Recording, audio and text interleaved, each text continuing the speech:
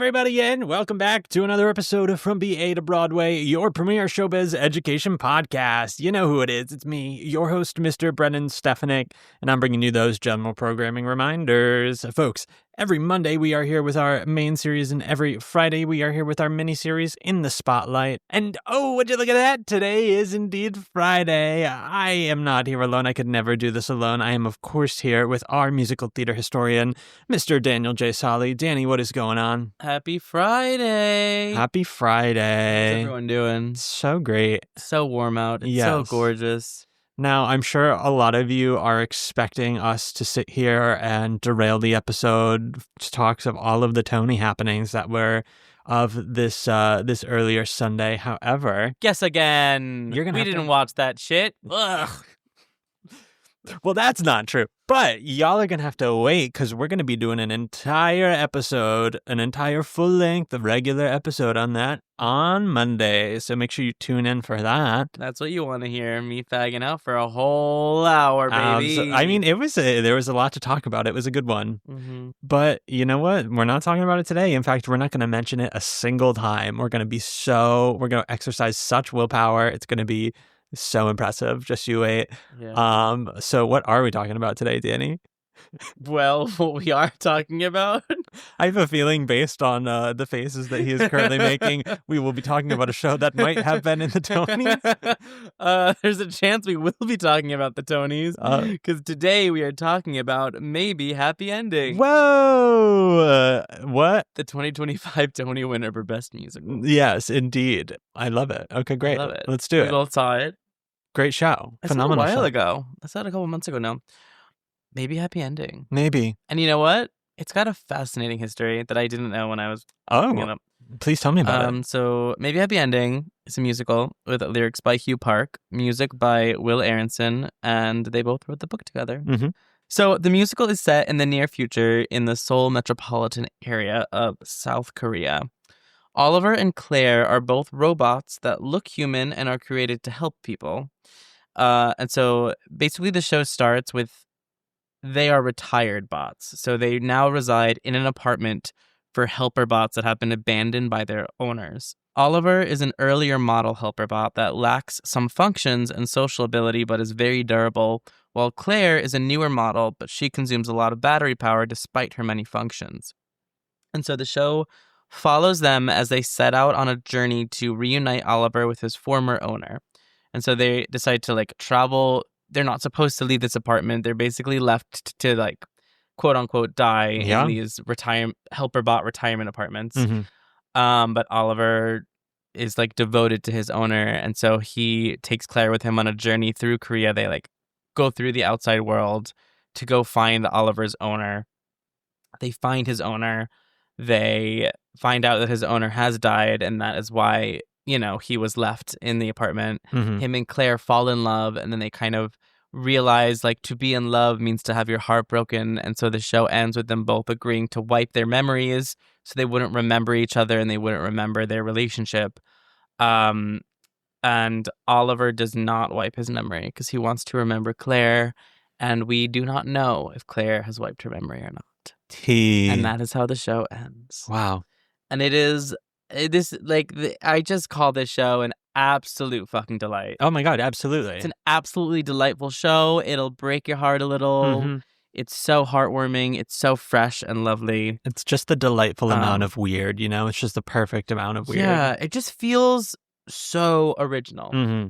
And it is. It's not stale. Watching it, you're I'm watching something that is so imaginative and fresh and well written. Mm-hmm. And what more could you ask for in a world of adaptations and revivals? Absolutely. Yeah. So, this show harkens back to 2014. Whoa. When the lyricist Hugh Park was sitting in a coffee shop in Brooklyn when the song Everyday Robots by Damon Albarn started playing. I don't know the song.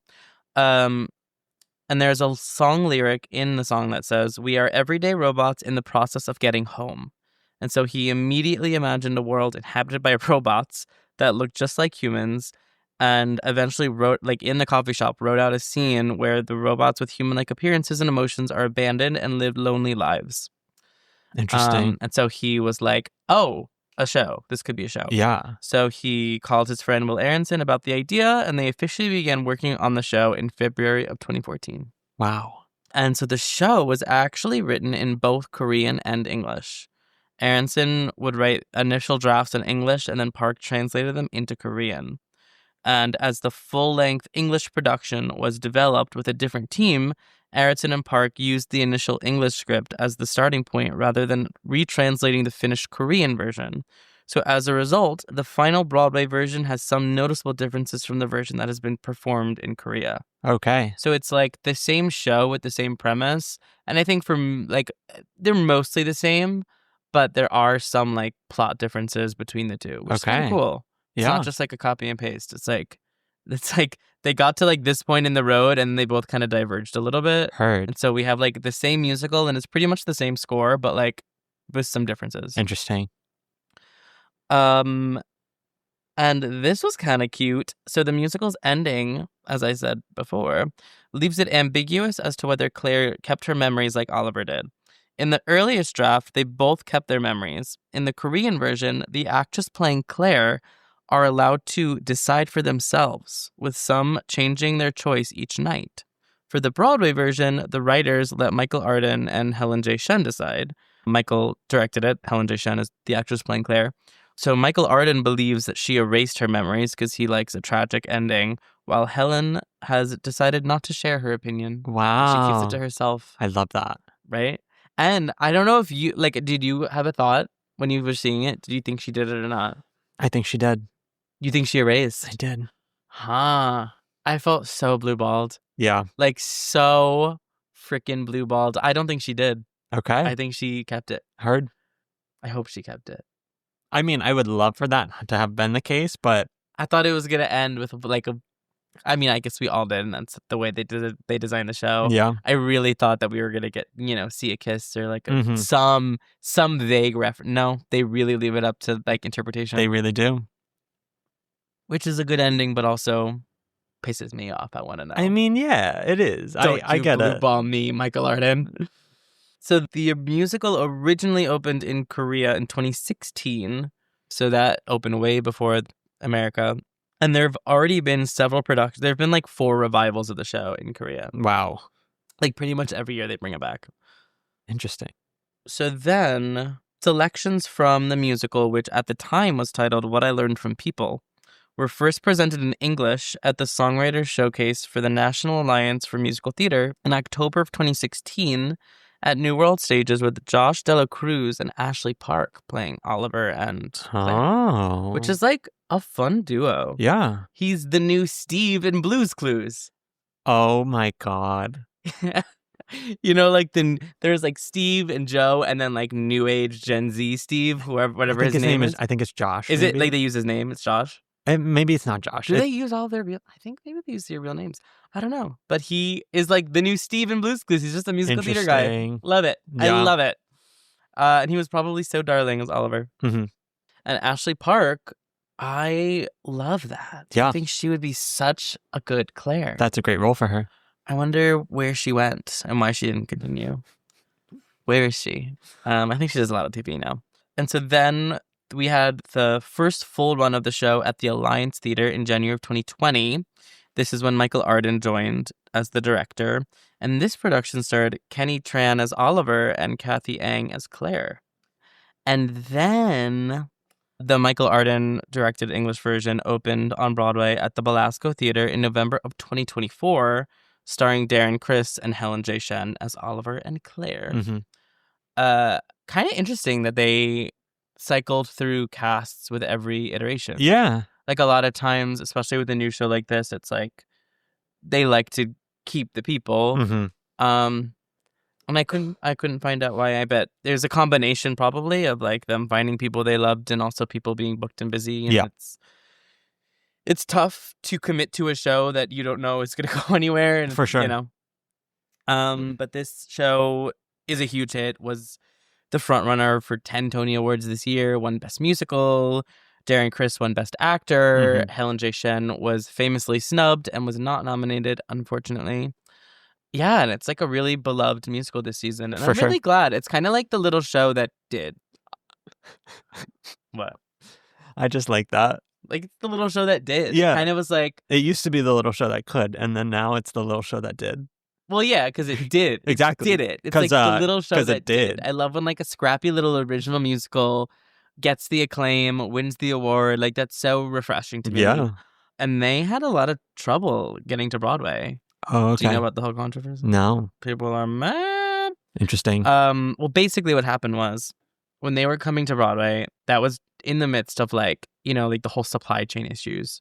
Okay. And a lot of the screens that they use in the show, like those parts were coming from China. Oh. So they were having a lot of trouble, like just like logistically getting the sets here and like building the show.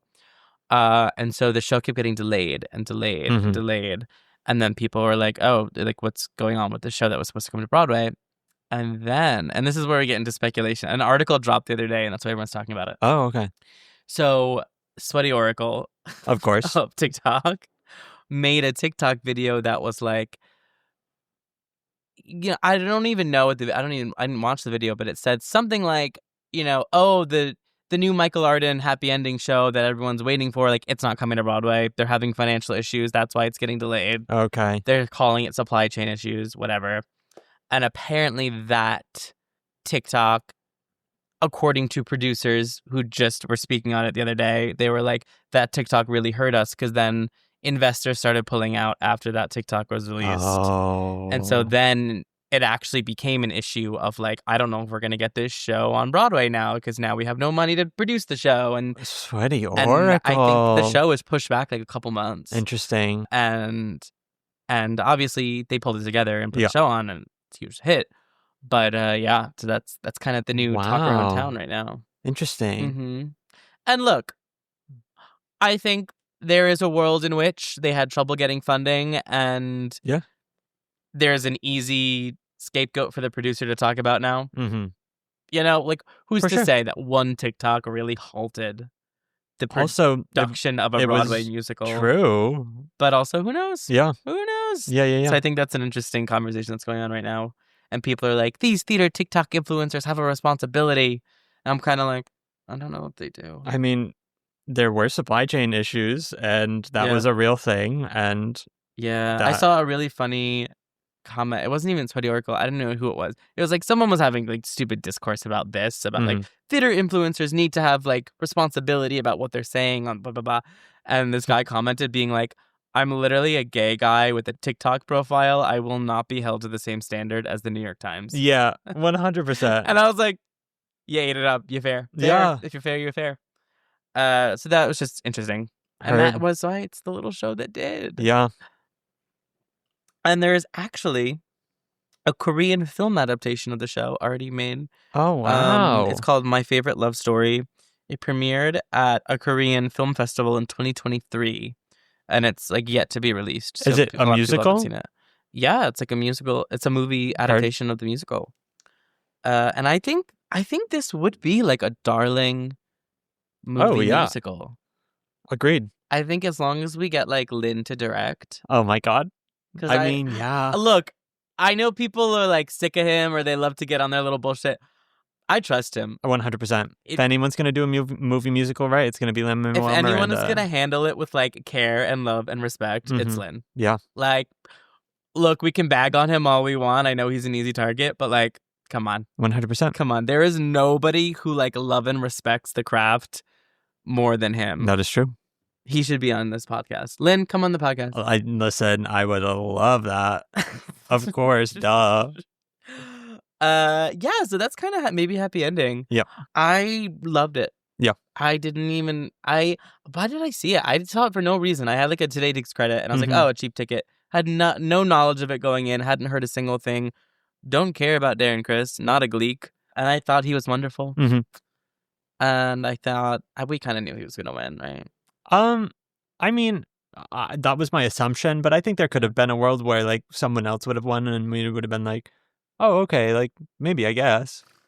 Just like that. No, like literally. No, I actually thought, I was like, not to get into Tony's discourse, I was like, I wouldn't be surprised if it was Darren or Tom Francis. Yeah. I was like, it's going to be one of those two. They're kind of like, and I think they were like considered the front runners.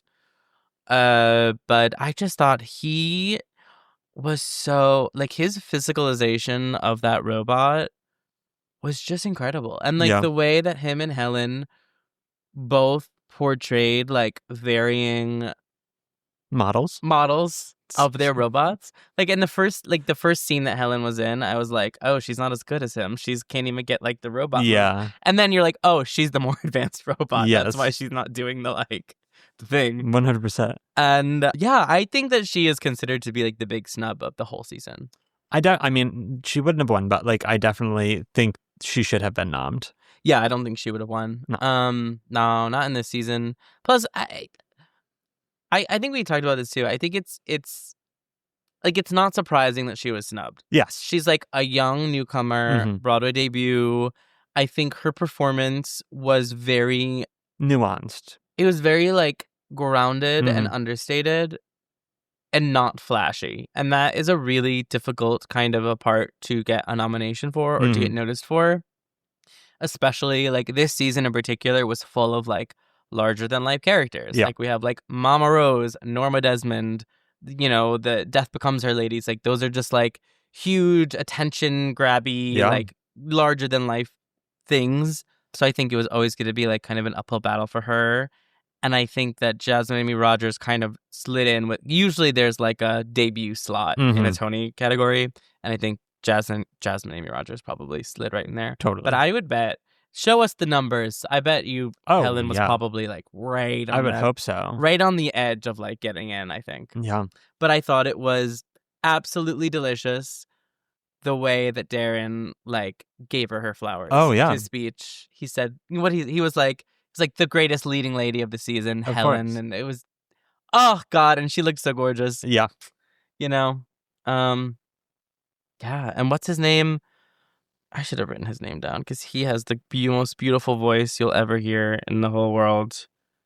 It's Des, right? Des something. Des Durham plays. What is the part? Like a jazz singer, omniscient. I would say a jazz. Just he plays the ambiance. He plays like the ambient jazz singer that just like. When I tell you this man has one of the most gorgeous voices I have ever heard on a Broadway stage. He doesn't speak at all during the show. He just sings. Man doesn't say a damn thing. Nope. Not say a damn. And I walked out being like, oh, that's our supporting actor nom. But then I was like, he's not really playing a character. No. There's no character. There's no lines. Like he wasn't going to get nommed or anything. Yeah. But he was were you as shocked as I was? I was like, is this voice real right now? Honestly, I can't say I was. Why? I just think that is a skill that I just have seen a lot of in my life. Just like, like growing up, just like that kind of singer. You know, like I feel like growing up, I would always go to like the little Italian restaurants with my family, and there would always be like some 17-year-old kid that sings Frank Sinatra to a T, just because that is just very common where I come from. What? Literally. In Blackstone, Massachusetts? Well, in Rhode Island, at least. Like the Italian hubs of Rhode Island where my mom grew up. Like it is wildly common for... That is crazy. I am like an Italian American from Long Island, and I don't think I've ever been in a like Italian restaurant where 17-year-olds singing Frank Sinatra. It's never a fancy Italian restaurant. It's always like a mom and pop shop, and it's always like, here's our friend's grandson who's 17, and he's gonna sing our favorite songs. And they always do. I wonder if that's where Des came from. Maybe. Rhode Island. Oh, wow. A magical land. Maybe. I'll look it up after. Maybe you saw him. Yes, the island of Rhodes. Is that what they call it? I mean, that's, Rhode Island. That's what it's named after. Do they have a lot of roads? No. I was imagining ROADS. Well, what's RHODE? Like, what does that mean? Rhodes? It's a UK territory. It's either the island or the Isle of Rhodes. Oh my God. Yeah. That's kind of sexy. The Isle of Rhodes. Well, that's in England, yes. Kind over of like here, the Duke it's of York. very much not sexy. Rhode Island is not a sexy place to be. There are sexy parts of Rhode Island. I mean, there's sexy parts, but overall, as the smallest state in the country, I think there's something like sexy, like the skinny little state that could. I'll take you on a tour of Rhode Island sometime, Danny. I'll give you do the it. drive-through. Let's take BA to Broadway on a field trip. Oh my Come God. on, everyone, into the car. Live show, Rhode Island. Here we come. Oh, we can sing that travel song from Maybe Happy Ending, the Tony Award winning musical. Absolutely. Ba-ba-ba-ba-ba-ba.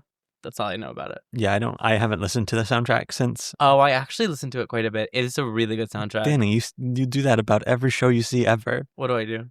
Listen to the soundtrack quite a bit. That's not true. There's always at least a week after you see it where that is all you're listening to. Yeah, it's true. Yeah. I know it's true.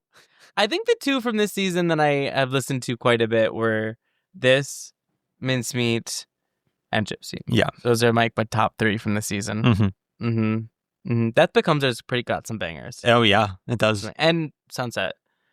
We had a good season. And I think those are the only soundtracks I listened to from the season. Yeah. I mean, it's most of the season. That is most of the season. Yeah. Really great show, really delightful. A really nice little 1.5 hour no intermission show. Except when you saw it. Except when I saw it. Did I tell that story on here? I don't remember. I don't know. I mean, I know about it, but I don't know if they do. I saw. Tell them again. I witnessed the performance of Maybe Happy Ending. What was it, like a month and a half ago, maybe 2 months? In which there was halfway through there was a medical emergency with one of the pit members, and so they stopped the show. And while they were trying to kill time, while they figured things out, they first brought out Dez to sing some requests of Frank Sinatra and that genre, and he came out and he said, "This is the first time I've ever talked on this stage." And then as time passed and it was evident that it was going to be a longer hold than anticipated, then Darren and Helen both came out and we had a little impromptu concert. There's a TikTok that's been going around of Darren singing Teenage Dream, in which he stops he goes, "Oh, I'm sorry, everyone. This song is by Katy Perry." And then Des just very instinctively just went, "The Astronaut," because it was immediately after that happened.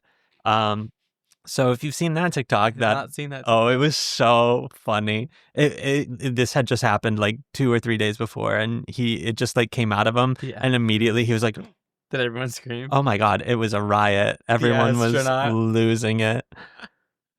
So yeah, if you saw that TikTok, that was the night I was there. So we did indeed have a unplanned 50-minute intermission concert. And then I don't know how the situation was resolved. I don't know if they got him back to a stable condition or if they were waiting for someone else to come in to fill in. But there were medical staff on premises helping out. So I don't know what the solution was, but regardless, they did end up doing the second half of the show for us.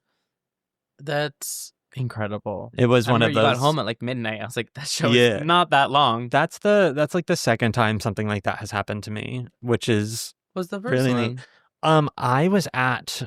It's so funny because I won tickets to the opening preview of Groundhog Day on Broadway. And that was wicked exciting for me because, as we know, friend of the pod, Miss Katie Garrity, that was her Broadway debut. So I got to go see their opening preview performance. And that show had a bunch of turntables involved. And always a mess. During the show, something happened with one of them and they had to stop it and they could not fix it. They could not figure it out. And so they did a concert production of the rest of the show. They all just came out and sat down and we did a little concert production. That was the first preview. Yeah. Crazy. And you know what? I fucking love that show. That show is another weird little delight that really got looked over. And I really... Yeah, that's a show I don't know. I don't know the first thing about it. If you hadn't seen it, I don't think there was enough exposure whatsoever, but it really was such a fun, silly, lovely, delightful little show. And I really wish it had had a longer life. That's really a show that just came and went. Yeah.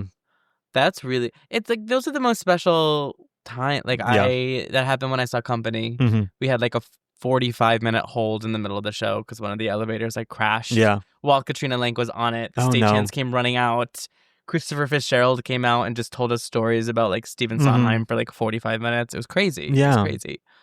I think that was the only time. Oh, I think that happened. They did a hold when I saw If Then back in the day.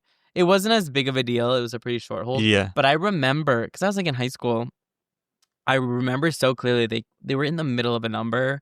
And I don't know what went wrong, like, but like something tech-wise must have gone wrong because just like They came over the God mic. They're like, we're going to take a brief hold. Yeah. And it was as if you had like switched off. Like everyone just like turned off and then like in neutral walked off stage. It was honestly impressive. I was like, without even a second thought, they just immediately like turned off and walked off stage. For sure. Lights down.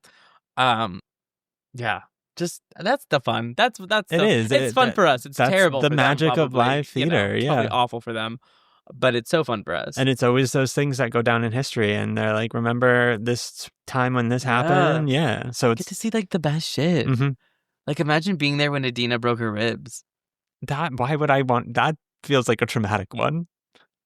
Maybe that doesn't feel as for special. Her, not for the audience. I feel like that's still traumatic for the audience. All right, being there when she came out in the red tracksuit. That's way different. That's an iconic moment of theater history. Yeah. You know what I wouldn't mind if they made a musical? What? Because I watched this on a plane the other day, and I was like, not to be one of those people. Interesting. But I think Juno. I've never seen Juno. You have never seen We're going to watch Juno. You're going to sob. Okay. It is. I know. I feel like I definitely will. I love Juno. It is such a good. I'm surprised you've never seen Juno. No. You're going to love it. You know what my plane movie is? And this was the first thought that came to my mind when you said that. And I was like, oh, it actually might be a good musical. What? Bridesmaids. I guess. I think it could be. I don't know. I don't know. It would have to be a weird one for sure. And like a raunchy, think that's stupid like one. So specific comedy that I feel like maybe, I mean, if they did it well, they would do it well. I feel like that's a show that's so iconic with so many iconic lines. It would feel a little bit like. I think it would be very easy to mess up. It felt like what I think Mean Girls feels like. Understood. Which is just like theater kids making a parody musical saying their favorite lines from a show that have been done already in an iconic way. Oh my God. But I think all Mean Girls people block your ears. Like a Sarah Bareilles written folksy Juno musical. I don't know. Call me part of the problem, but I'm here for it. You're part of the problem. I'm here for it. Wow. Oh, you know what I'm thinking now? What? Already a piece of theater, but she's the man. I mean, yeah, that is theater. But it could be a good musical. It could be. Yeah. We're cooking here. We're cooking. We gotta stop. We can't keep releasing these ideas. Release our ideas. No, we need to. Next up, I hope Sarah Bareilles is listening and she's like, "Oh, a Juno musical, written by me. That's kind of brilliant." Yes, Sarah. If you're listening, please consult us, but also just come on the pod. Hang out on the pod, girly. We'd love to have you. I love you. I'm currently devouring Girls 5 Eva. Oh my God, it's true. Every night I come home, he's watching that. It's so good. It's so bingeable. Yeah. Yeah. Anything else to say about maybe Happy Ending? To be honest, I don't remember so much of the music to say whether or not there are any good book songs. I think it is so specific that it is very specific. Maybe not. Or I'm trying to think if there are any like real solo songs. It's very duet heavy. It is. I mean, the whole show is basically a two-hander with Oliver and Claire with like, there's like 3 other characters that kind of come in. One of them's a jazz singer. I guess if you're a good jazz singer. Yeah, I mean, if you're a jazz singer, you're a jazzy, there's some beautiful songs. Jazzy fella. Go for it. Helen's got a couple beautiful. I think Helen has a really beautiful solo song towards the end of the show, but they are very specific. So I don't know. Listen to the soundtrack. See what you like. For sure. See what you freaking like. Definitely go listen to that soundtrack. I'm not sure what tickets are looking like now. I'm sure the prices went up exponentially. Did their age gap bother you at all? No. It didn't really feel like it. It was the only part of the show where I was kind of like, it didn't read so much age gappy to me. Maybe just because I knew. I was like, do you know what it is off the top of your head? Like 24 to 39, something like that. Okay. Heard. I was just kind of like, interesting. I think they seem like such pals. He's got enough makeup caked on, I guess. He looks 30. It's valid. He's a younger looking fellow, but he's definitely old. Yeah. I think also like all of those people in his sphere feel older than they are just because they've been around for so long, but they were just really young when they started. It's you know what I mean? Yeah, it's this weird moment of existence right now where like I can't process the fact that I'm 28 while I'm thinking about these things. You know, because in a world in which I'm 28, of course Aaron Chris is 39, but also when I'm like, Yes, Darren Criss. He must be in his early 30s, you know? Oh, see, I'm like, like someone like Jonathan Groff, I'm like, he must be in his 50s. Like, he's been around forever. But, like, no. No, I he can't was, think like, of that. That's was, Jonathan like, Groff. Well, he was, like, 18 in Spring Yeah. Awakening. Like that. He has been around forever. He was just so young when he started. But, like, Jeremy Jordan, I'm like, 40s, damn. And then, like, I was listening to a podcast today with Krista Rodriguez, and she was talking about the birthday party she had for her 40th. And I was like, Krista Rodriguez is 40? This is insane to me. Yeah, Jeremy Jordan is 40. Yeah, I mean, I also think that is probably a trap of being like a young heartthrob. Yeah. Where it's like Aaron Tveit, all I think about is 20-year-old Gabe. Of course. And then you see him and you're like, oh, you're old. I'm like, oh, you aged so poorly in the past 5 years. Oh, no. It's been just 25 years, actually. Okay, I got understood. You know, which is like, in which case, good for you, pal.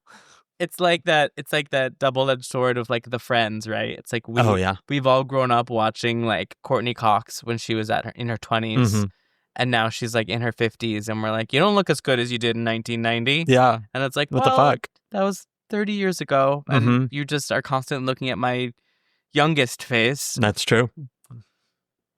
Yeah, I don't know. What a problem to have. Yeah, I would take the millions. Yep, 100%. Well, folks. Anyway. Anywho, if you have the means to see maybe Happy Ending, get out there and do it. They do have a rush. I rushed the show when I saw it, and I think it was just a $40 ticket. So if you are able to do that, get out there and do it. Go see it. Yeah. Listen to the soundtrack. Rush because I'm not poor. I'm just kidding. I'm very poor. I had a gift card. Yeah, I know. I had a gift card. You just told that story last week too, so we know. What story? The gift card story. Oh, where I made money. Yes, this was the show that I saw from the money I made when Jennifer Samard called out. Exactly. Amazing. So yeah, go see the show if you can. Go listen to the show. Really good, really delightful, nice change of pace, nice breath of fresh air in theater. And yeah. If there are any other certain shows that you want to hear us talk about, you can let us know by finding us over on the Patreon. That is patreon.com/BA to Broadway. All of our principal tier Patreon members get to choose the shows that we talk about. Also, as I mentioned in my episode last week with Emma Pittman, I think the future from BA to Broadway is looking bright, and we might start to look at maybe some live performances of some sort, whether that be live concerts or live recordings. You guys are going to get to see how beautiful we are in real life. Oh my God. Actually, now that we just talked about this age situation, maybe I'm second guessing this. But have to put on clothes. We famously record naked. I'm sure we could find some venues. You know, Brennan has a bucket at his door that says drop your clothes and sit down. A bucket? Like time to record. Yes, of course. But folks, if you are a Patreon member, you will be getting first access to that sort of news and first access to tickets of any sorts that are for those things. So head on over there. I'm gonna call myself out right now. I have fallen a little behind on posting content on there, so I have a whole log that still needs to be posted. So over the next week, I'm gonna be dishing out a whole bunch of bonus content. Drop the nudes. Drop the nudes. Drop them. Not nudes. Drop them. That I would have but you won't know until you subscribe. I would have to make a whole new tier for that. This economy. This devolved into some X-rated shit. This is not X-rated. Yeah, whatever. So, folks, if you want that exclusive content, that exclusive look into the podcast and the lives of those I bring on, and the ability to pick the shows we're talking about, head on over there and let us know.